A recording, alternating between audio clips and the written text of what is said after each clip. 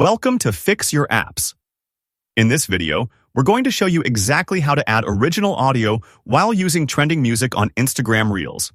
It's quick, easy, and perfect if you want your voice or background sound along with music. Now let's get started. Step 1.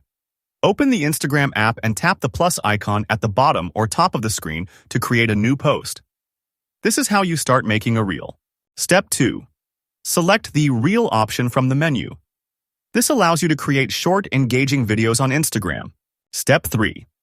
Choose the video clip you want to use that already has your original audio, like your voice or natural sounds. Then tap on Next to continue. Step 4. Tap the audio icon at the top of the screen. This is where you can browse and add trending music tracks to your reel. Step 5. Select the specific part of the music you want by dragging the slider, then tap Done. This lets you choose the perfect moment of the track to match your video. Step 6. Tap Next to move to the final editing screen. This is where you'll see both the original audio and added music playing together. Step 7. Choose a cover for your reel, add a caption if you want, and finally, tap Share to post it on your Instagram for everyone to see. Thanks for watching, and don't forget to subscribe to Fix Your Apps for more helpful tips.